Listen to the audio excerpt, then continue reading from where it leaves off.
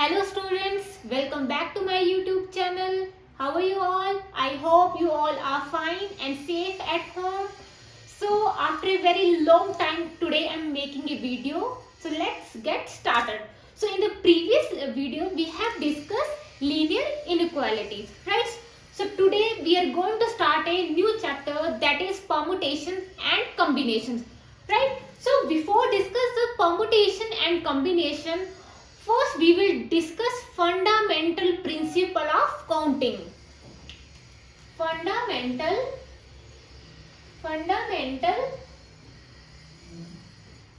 principle of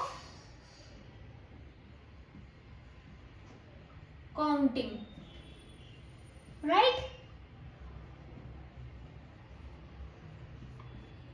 हम discuss क्या करेंगे? Fundamental principle of counting. ये जो प्रिंसिपल्स हैं इसके हमारे पास टू प्रिंसिपल्स हैं. ये प्रिंसिपल हमारे हेल्प करेंगे परमुटेशन एंड कॉम्बिनेशन को अंडरस्टैंड करने में, right? So we can say that कि ये हमारे क्या है, फंडामेंटल प्रिंसिपल ऑफ काउंटिंग क्या है, हमारा बेस है to understand the permutation and combination, right? तो छोटी क्लासेस में फॉर एग्जांपल स्टूडेंट्स हम डिस्कस करते थे, मान लो ये हमारे एक बॉक्स है और इसमें छोटे छोटे बॉक्सेस हैं, राइट? अगर छोटी क्लास में हम बच्चों से पूछें कि बच्चों बताओ कि यहाँ पे एक बॉक्स के अंदर कितने टोटल नंबर ऑफ बॉक्सेस हैं, तो बच्चे कैसे काउंट करते थे? 1 2 3 4 5 6 7 8 9 कि मैम हमारे इसमें 9 हमारे बॉक्सेस हैं, राइट? जैसे जैसे हम बड़े होते हैं तो 6-7 की क्लास में हम क्या करते हैं, एक डायरेक्ट तरीके से काउंट कर लेते हैं. कैसे करते हैं कि हमारे यहाँ पे कितनी रोज है?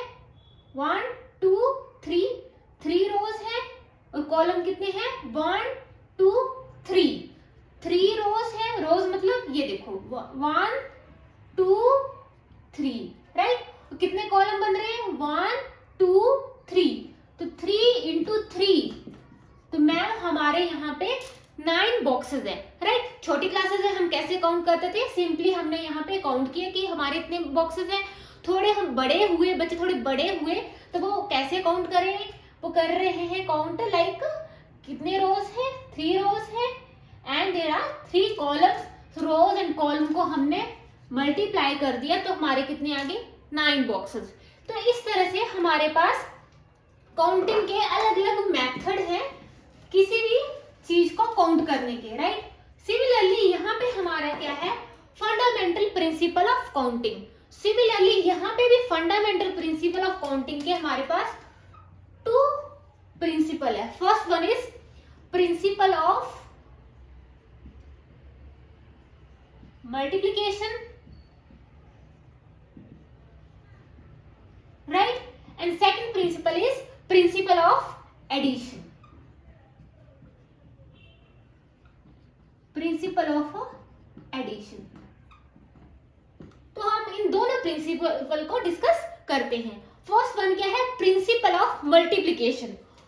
फॉर एग्जांपल हमारे पास एक इवेंट है और वी कैन से दैट एक टास्क है, एक इवेंट है और उसको हम टास्क भी बोल सकते हैं. वो m बेस के साथ हो रहा है, राइट? मतलब एक टास्क को कंप्लीट करने के लिए हमारे पास कितने रास्ते हैं? m नंबर ऑफ रास्ते हैं, राइट? सिमिलरली एक दूसरा इवेंट है, राइट? और उसको कंप्लीट करने के हमारे पास कितने वेज हैं? n वेज हैं, राइट? तो अब हमारा क्या है? टोटल नंबर ऑफ वेज कितने हैं? क्या आ गया? Total number of ways in दोनों टास्क को कंप्लीट करने में, राइट? तो हमारा क्या आएगा? m into n. तो इस केस में हम क्या करेंगे? यहाँ पे मल्टीप्लाई करेंगे क्योंकि ये टास्क एक दूसरे के ऊपर डिपेंड है. क्या है? डिपेंड.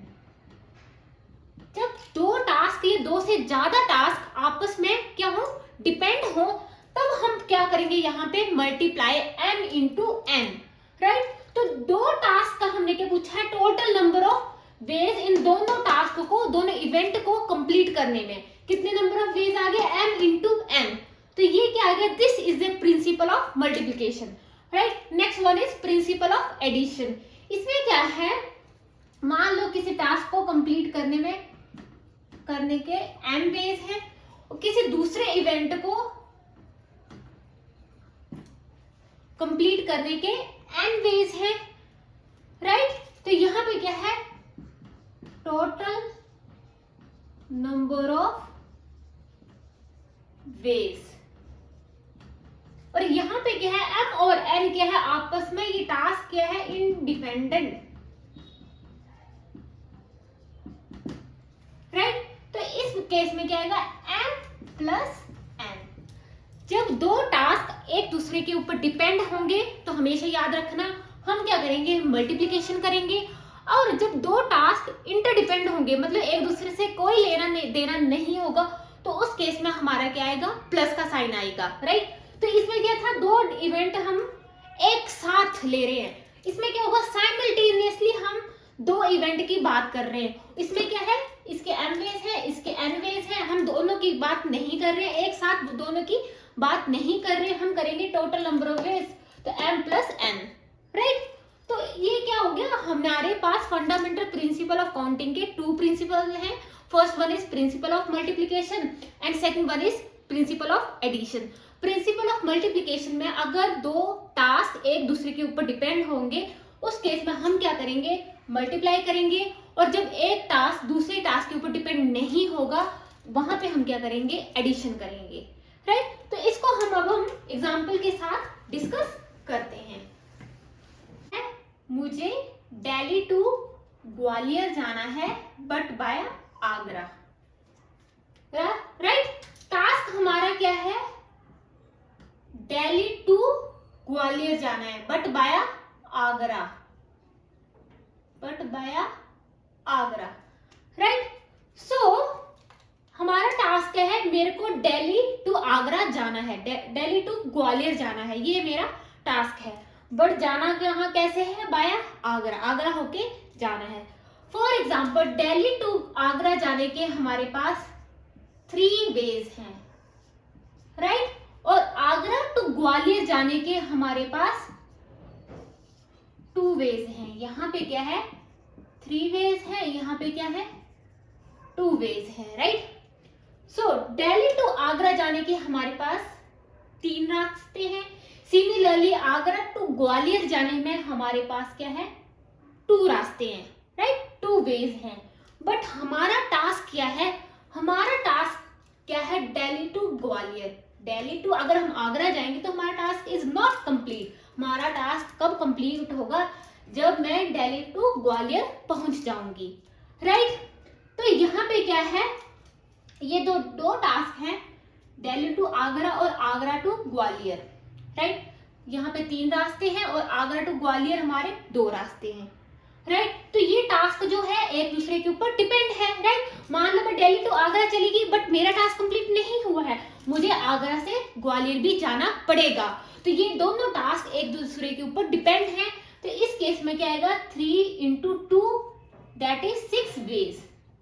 तो यहाँ पे कौन सा प्रिंसिपल यूज हुआ, प्रिंसिपल ऑफ मल्टीप्लिकेशन, राइट।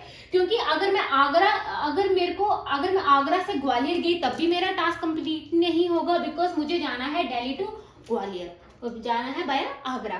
तो ये टास्क हमारे एक दूसरे के ऊपर डिपेंड है। तो हमारे कितने वेज हो गए, 6 वेज हो गए। कैसे देखते हैं, देखो फर्स्ट वन इज दिल्ली से आगरा गए, इस रास्ते से गए, फिर आगरा से ग्वालियर इस रास्ते से चले गए। सिमिलरली फिर दिल्ली से आगरा इस रास्ते, ये हो गया 1, है ना। फिर दिल्ली से हम आगरा गए और आगरा से ग्वालियर इस रास्ते से चले गए, 2, राइट। फिर नेक्स्ट अगर हम दिल्ली से आगरा इस रास्ते से चले गए और आगरा से ग्वालियर इस रास्ते से चले गए, 3। सिमिलरली दिल्ली से आगरा हम इस रास्ते से गए और आगरा से ग्वालियर इस रास्ते से गए, 4, राइट। सिमिलरली दिल्ली से आगरा हम इस रास्ते से गए और आगरा से ग्वालियर हम इस रास्ते से गए। सिमिलरली नेक्स्ट दिल्ली से आगरा हम इस रास्ते से गए और आगरा से ग्वालियर इस रास्ते से गए। तो हमारे कितने वेज हो गए, 6 वेज हो गए। तो यहाँ पे देख रहे हैं हमारे दो टास्क हैं, एक दूसरे के ऊपर डिपेंड है, क्योंकि अगर मैं दिल्ली से आगरा, यहाँ क्या है 3 वेज है, राइट। तो दिल्ली से आगरा तो मेरा टास्क कंप्लीट नहीं है, राइट। मुझे आगरा से ग्वालियर भी जाना पड़ेगा तभी मेरा टास्क कंप्लीट होगा ना। तो 3 × 2 वेज। तो यहाँ पे कौन सा प्रिंसिपल यूज हुआ? Principle of multiplication, right. For example हमारे पास स्टूडेंट्स दिल्ली से ग्वालियर जाने के डायरेक्ट 2 मेथड भी हैं, अगर हमें बाया आगरा ना बोला हो। अब मेरा टास्क है हमें दिल्ली से ग्वालियर जाना है, चाहे आप डायरेक्ट जाओ चाहे आप बाया आगरा होके जाओ, राइट। तो यहाँ पे हमारे मान लो 2 रास्ते हैं दिल्ली से ग्वालियर जाने के, राइट। अब हमारे पास कितने टोटल नंबर ऑफ वेज हो सकते हैं दिल्ली से आगरा जाने में, राइट। तो अब देखें, दिल्ली से आगरा, दिल्ली से ग्वालियर हम इस रास्ते से भी जा सकते हैं और दिल्ली से ग्वालियर हम इस रास्ते से भी आ सकते हैं। ये क्या हो गए? 2 रास्ते हो गए, 2 वेज हो गए, राइट। टास्क कंप्लीट है, दिल्ली से Gwalior task is complete, right. अब और यहाँ पे हमारे 6 वेज भी हैं दिल्ली से ग्वालियर जाने में बाया आगरा, राइट। तो अब हमारे टोटल पॉसिबल वेज कितने हुए? 6 तो हमारे हैं, 6 + 2 दैट इज 8 वेज। और यहाँ पे कौन सा प्रिंसिपल यूज हुआ? That is principle of addition, because ये दोनों टास्क एक दूसरे के ऊपर डिपेंड नहीं है, these are independent, these are independent, right. क्योंकि हमारा यहाँ पे प्लस क्या हुआ, क्यों हुआ? 6 वेज है हमारे दिल्ली से ग्वालियर जाने बट बाया आगरा, राइट। टास्क क्या है? दिल्ली से ग्वालियर 6 वेज, राइट। और दूसरा हमारा इवेंट क्या हुआ? दिल्ली से ग्वालियर डायरेक्ट हम जा सकते हैं, उसके 2 तरीके हैं, राइट। तो यहाँ पे हमारा क्या होगा? प्लस होगा, क्योंकि 6 में भी हमारे दिल्ली से ग्वालियर और 2 हमारे क्या गया? दिल्ली से ग्वालियर। टास्क एक दूसरे के ऊपर डिपेंड नहीं है। अगर 6 लिख दूं, अगर 6 है सिंपली तब भी मेरा टास्क कंप्लीट है, और अगर मैं सिंपली 2 वेज लिखूं तब भी मेरा टास्क कंप्लीट है। तो total possible number of veg के आगे 6 + 2 8, दैट इज 8 वेज, राइट। तो इस तरह से हम बोल सकते हैं कि ये हमने क्या किया? प्रिंसिपल ऑफ मल्टीप्लिकेशन और प्रिंसिपल ऑफ एडिशन को हमने डिस्कस किया, राइट। एक और एग्जांपल हम लेते हैं।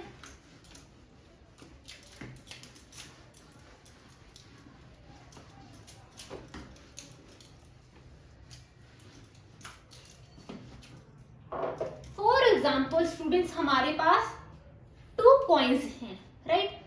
हेड भी है, हेड भी आ सकता है, टेल भी आ सकता है, राइट। तो ये हमारा क्या है? अगर 2 कॉइन्स को हम साइमल्टेनियसली फ्लिप करें तो कितने total number of possible outcomes आ सकते हैं, राइट। यहाँ पे क्या है? एक कॉइन को फ्लिप किया तो हेड भी आ सकता है और टेल भी आ सकता है, 2 पॉसिबल हुए। अगर इस कॉइन को भी मैंने फ्लिप किया तो हमारा हेड भी आ सकता है, टेल भी आ सकता है, 2 पॉसिबल आउटकम आ गए,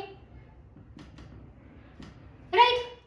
बट हमारा टास्क क्या है? हमारा क्वेश्चन क्या है? जब हम 2 कॉइन्स को साइमल्टेनियसली फ्लिप करते हैं, then find out the total number of outcomes. अब हम 2 कॉइन्स की बात कर रहे हैं साइमल्टेनियसली, मतलब 2 कॉइन्स को हम इकट्ठे फ्लिप कर रहे हैं तो कितने पॉसिबल आउटकम्स आ सकते हैं? तो 2 कॉइन्स को फ्लिप कर रहे हैं, 2 और 2, और यहाँ पे क्या आएगा? Multiplication, right. एक कॉइन को फ्लिप किया 2 पॉसिबल आउटकम, दूसरे कॉइन को फ्लिप किया 2 पॉसिबल आउटकम। बट क्वेश्चन क्या है? 2 कॉइन्स को साइमल्टेनियसली, एक को फ्लिप किया, हमारा टास्क कंप्लीट नहीं हुआ, राइट। दोनों को इकट्ठे फ्लिप करना है तो यहाँ पे क्या लग गया? मल्टीप्लीकेशन। 4 पॉसिबल आउटकम क्या आ सकते हैं? हेड हेड आ सकता है, हेड टेल आ सकता है, टेल हेड भी आ सकता है, और टेल टेल भी आ सकता है। तो यहाँ पे मेरा यूज हुआ प्रिंसिपल ऑफ मल्टीप्लिकेशन, क्योंकि एक टास्क दूसरे टास्क के ऊपर डिपेंड है। अगर मैंने एक कॉइन को फ्लिप किया दूसरे को नहीं किया, राइट, तो मेरा टास्क कंप्लीट नहीं हुआ। मेरा टास्क क्या है? 2 कॉइन्स को इकट्ठे साइमल्टेनियसली फ्लिप करना है। तो इस केस में हमारा क्या आ गया? मल्टीप्लिकेशन आ गया। अगर यहाँ पे क्या है हमारा आ गया, प्रिंसिपल ऑफ मल्टीप्लिकेशन यूज हो गया। अगर हमारा सेकंड टास्क है कि हम कॉइन को फ्लिप कर रहे हैं 1 बाय 1, एक साथ फ्लिप नहीं कर रहे, हम कॉइन को 1 बाय 1 फ्लिप कर रहे हैं, then total number of outcomes कितनी आ सकती है। एक कॉइन को फ्लिप किया 2 पॉसिबल आउटकम्स, दूसरे कॉइन को फ्लिप किया 2, और यहाँ पे क्या आएगा प्लस, क्योंकि एक कॉइन को फ्लिप किया हमारा टास्क कंप्लीट। हमने क्या बात किया, हमने एक कॉइन को फ्लिप करेंगे बट 1 बाय 1, राइट। दूसरे कॉइन को फ्लिप किया 2 पॉसिबल, यहाँ पे क्या आ गया plus, that is principle of addition. इस केस में दोनों टास्क एक दूसरे के ऊपर डिपेंड नहीं है, राइट। और इस केस में हम 2 कॉइन्स को इकट्ठे फ्लिप करने की बात कर रहे हैं, मीन्स ये these are dependent on each other, depend upon each other, right. So these are the examples of principle of multiplications and principle of addition, right? So आपकी बुक में एक दो और एग्जाम्पल है, वो भी हम डिस्कस कर लेते हैं। कोई सोहन नाम का लड़का है, राइट, उसके पास क्या है 3 पेंट्स हैं और 2 शर्ट्स हैं, राइट। तो हमारा क्वेश्चन है वो कितने पॉसिबल पेयर्स जो है पहन सकता है, राइट। तो कितने कौन कौन से स्टाइल के साथ वो 3 पेंटों और 2 शर्ट को पहन सकता है। How many possible pair can he dressed up, right. तो इसमें क्या है, अगर देखें पेयर्स की बात करें, पॉसिबल पेयर्स, वो कितने पेयर्स जो है बना सकता है। पेयर्स की बात कर रहे हैं, पैंट पहनने की तो शर्ट तो पहननी पड़ेगी, तो एक दूसरे के ऊपर ये टास्क क्या है, डिपेंड है। तो 3 पेंट्स हैं इंटू 2 शर्ट्स हैं, 6 पेयर्स के साथ वो बच्चा 6 स्टाइल, वो डिफरेंट स्टाइल बना सकता है।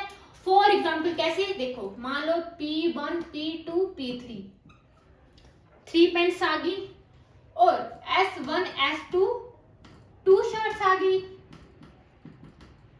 राइट। और ये क्या आ गई 3 पैंट्स आ गई, राइट।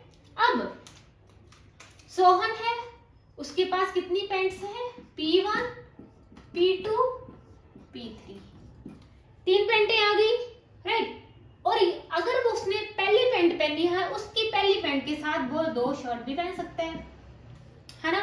P2 के साथ भी वो S1 भी पहन सकता है, सेकंड शर्ट भी पहन सकता है। सिमिलरली P3 के साथ भी S1 भी पहन सकता है, S2 भी पहन सकता है। तो हमारी पॉसिबिलिटी क्या हुई, P1 S1 P1 सॉरी यहाँ पे S2 आएगा, S2 P2 S1 P2 S2 P3 S1 P3 S2। तो वो कितने टोटल नंबर ऑफ पेयर्स बना सकता है, 1 2 3 4 5 6, राइट। तो वो 6 डिफरेंट स्टाइल जो है अपने क्रिएट कर सकता है।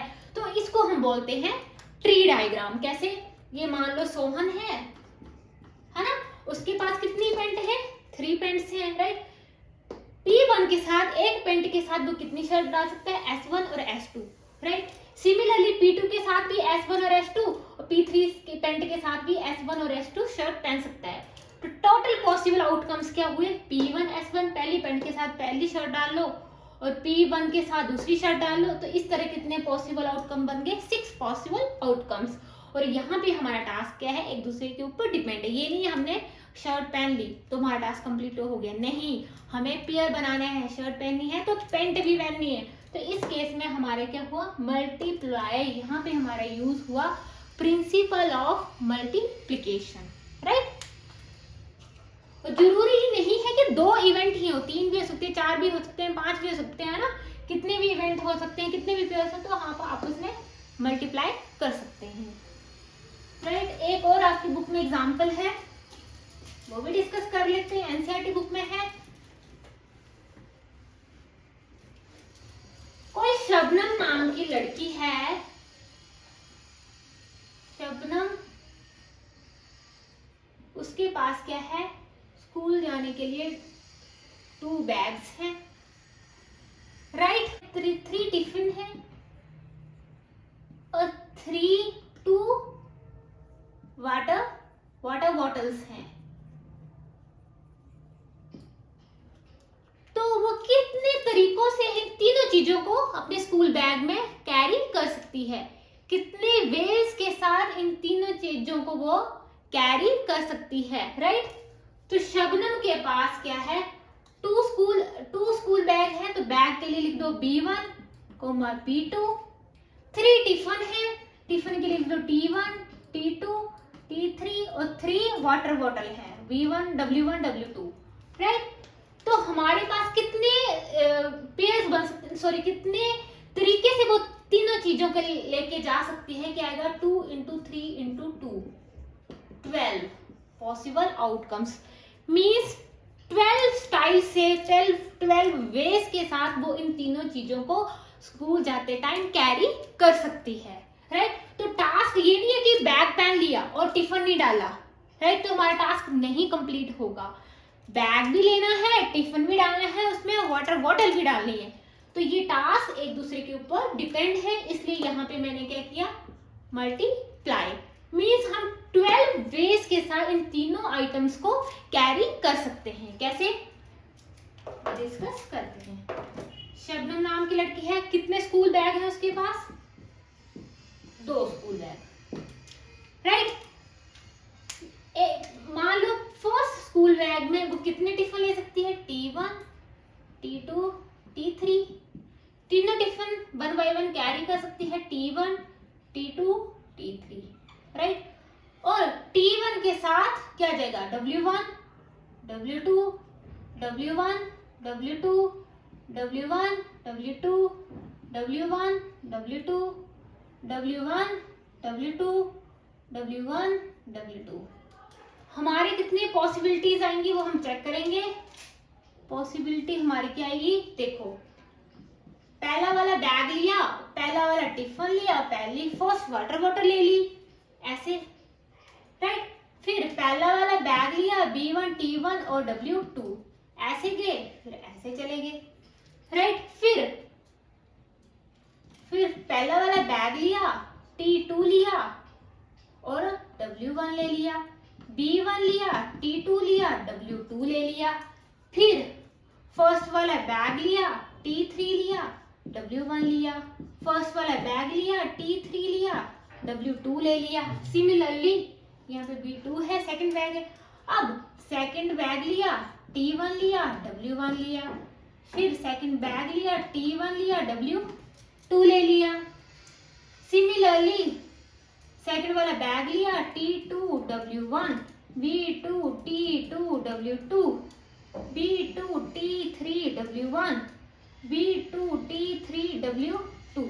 तो कितने पॉसिबल हुए, 12, 1 2 3 4 5 6 7 8 9 10 11 12 हमारे पॉसिबिलिटीज आ गई, राइट। तो इसको हम बोलते हैं ट्री डायग्राम। तो ये टास्क एक दूसरे के ऊपर डिपेंड था, इसलिए 2 × 3 × 2 12, राइट। तो 12 तरीके से हम इन तीनों आइटम्स को कैरी कर सकते हैं, राइट। कैसे वो भी मैंने आपको बता दिया है ना। पहले ऐसे जाओ, फिर ऐसे जाओ, फिर इसके साथ कंप्लीट करो, इसके साथ कंप्लीट करो, फिर ये जाओ, फिर ये कंप्लीट करो, फिर B2 T1 W1, B2 T1 W2, B2 T2 W1, B2 T2 W2 और B2 T3 W1, T3 W2। तो इस तरह से हम इनके पॉसिबल आउटकम्स फाइंड आउट कर सकते हैं।